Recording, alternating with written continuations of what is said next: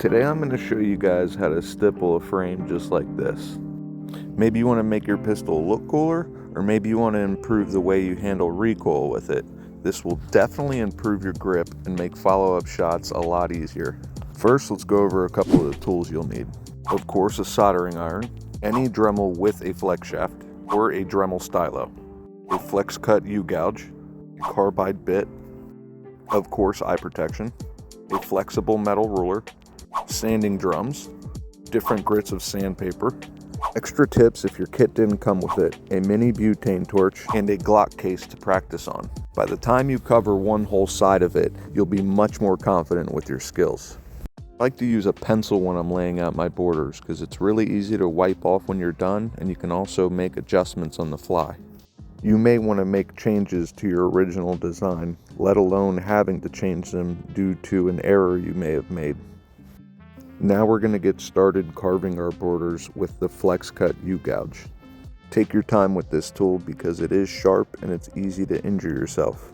Be sure to practice with this tool as well on your Glock box, trying to do straight lines and challenge yourself to try to do some curves. The more you practice with these tools, the more prepared you'll be before you actually start on your frame. Don't worry that you'll mess things up. Just continue practicing on your material until you have a standard for your border lines and your pattern layout that you're happy with. Then you know you're ready to move on to your frame. Just remember, the main purpose of a stippled grip is not cosmetic. It's to improve the handling of your firearm, which I assure you, you will feel a big improvement once you're done.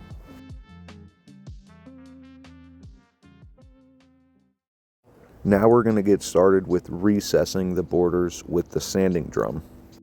The goal is to get halfway into the valley you've created and recess it out into your grip area.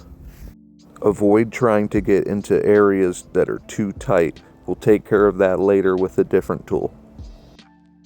Areas like these tight corners can be pretty tricky, but whatever you do, just don't touch the outside edge of your border that you've put all that hard work into.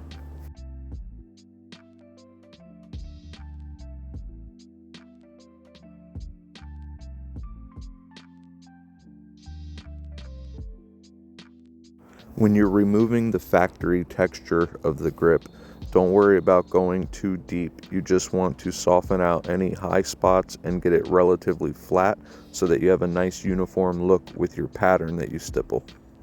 Now that we're done recessing our borders with the sanding drum, we're going to go back to those tighter spots with our next tool.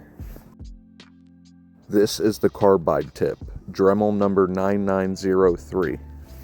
I use this to clean up those tight corners and then work my way along all my borders to clean them up nice and crispy. You want to use light pressure when using this tip because it eats away material very easily.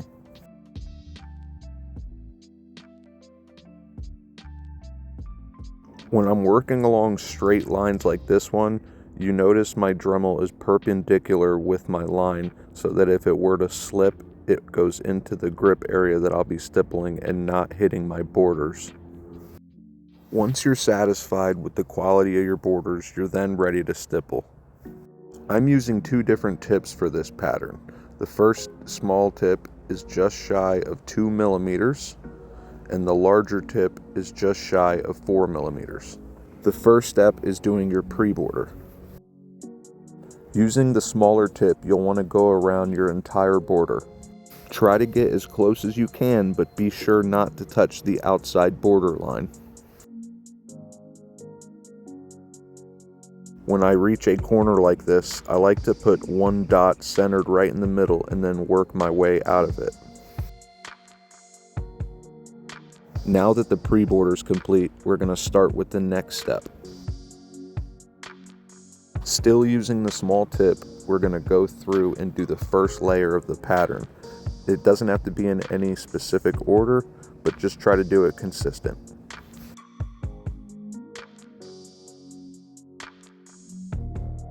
You may see a lot of strings of plastic coming off. This is called flashing, but you don't need to worry about it. But you can remove it with sandpaper or an abrasive polish wheel like this one. Just be sure not to touch your border, making it dull. Now we're going to switch over to the larger 4mm tip, and this is where you see the pre-border come in handy. That allows you to get close to the edge with this larger tip without getting too close and hitting your border. Whatever pattern you're going for, just keep it consistent.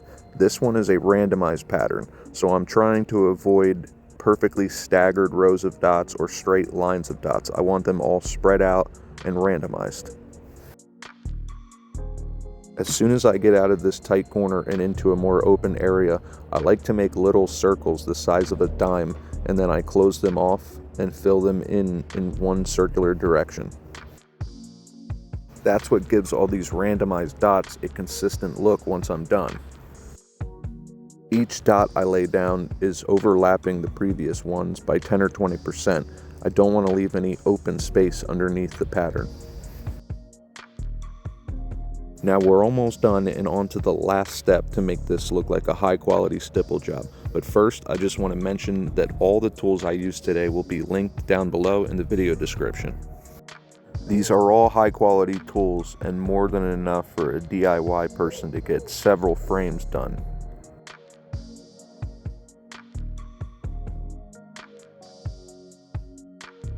Once I've completed the main stipple area, I like to do a once over and find spots like this, little inconspicuous dots that I may have missed, or maybe a straight row of dots I want to break up because I want it to appear consistently random.